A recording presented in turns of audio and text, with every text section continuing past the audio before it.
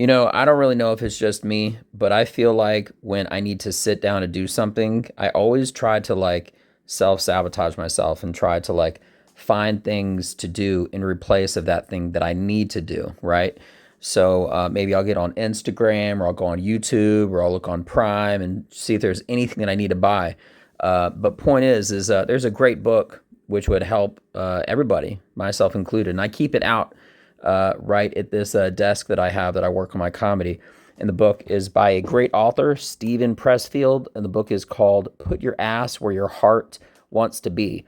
And in a nutshell, it's just basically saying that the best way to avoid all those problems and to kill procrastination is to physically be where you need to perform that task. So if it's the gym, be at the gym. For me, I have to be at this desk that I do all of my creative writing, and I'm getting ready to do that right now. And ironically enough, this is kind of like a double edged sword. I'm working on updating a podcast episode because I am behind. But this is also where I do these podcasts now. I used to do them while I was driving, but the audio was off. But anyway, not digressing too much. It's a great author, Stephen Pressfield. He has several great books about procrastination. And the one that's probably known the most is called The War of Art. And it is it is amazing. It's one of my top books ever, and it basically looks at procrastination as though it is evil, right? Because if you have a gift, me such as comedy, okay, say for example, right?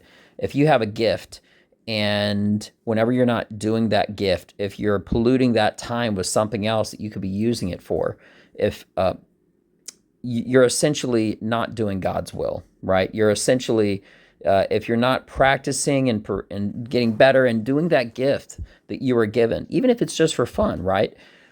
He looks at procrastination and he calls it the resistance. He calls it resistance because only the guy downstairs, right, would not want you to do that gift that the Lord has given you with. It could be singing, dancing, writing, all sorts of stuff, right?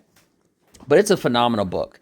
And it gives tons of examples of not just procrastination, but I've bought several of his, and none of them are, they're all advancing. Like one isn't like a duplicate copy of the next. It's like different levels of procrastination. But I keep this one book out on my desk, Put Your Ass Where Your Heart Wants to Be, because it reminds me when I need to sit down that it's time to go to work. You know what I mean? And by me kind of blocking out all those distractions, it really helps me to slow down, to focus. Now, I don't really know what it is, but I feel like it's even like 20 minutes. I feel it's like 20 minutes until I can actually start to focus and think and get that, get those creative juices going, or revising or editing or something like that. And yeah, I feel myself constantly being pulled off task. And then at the end of the day, I feel like garbage. I feel like actual trash because I had 8 hours to do something and I procrastinated with all sorts of other stuff for 7.5. Then I get 20 minutes into it. And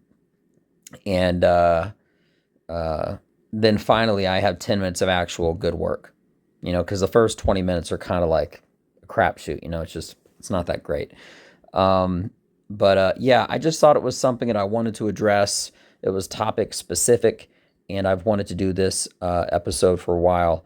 And unfortunately, it's literally a battle that you have to fight every single day. You've got to kill procrastination. And if you have a gift, something that you're working for, or maybe even a goal or something like that, all right, the guy downstairs, as I am referring to him again, right? Evil doesn't want you to succeed. It doesn't want you to be happy. It doesn't want you to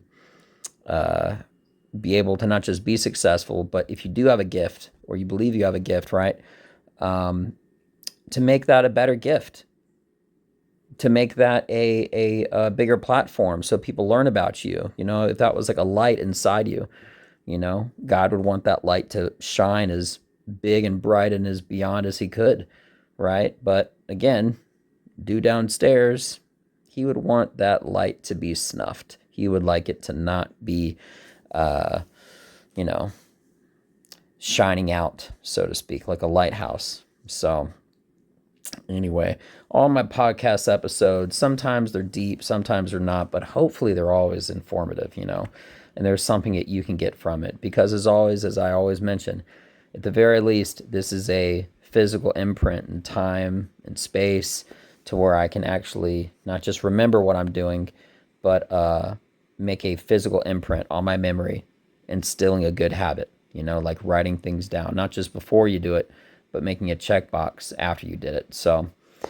that being mentioned, I hope everybody has a beautiful rest of your day. Please check out that book. It's amazing. It's phenomenal. He has several of them. And if you want to really get started on his series, get started with The War of Art. It's beautiful. I love it. It's amazing. All right, guys. I'm Benja Welldone. Check me out. Peace.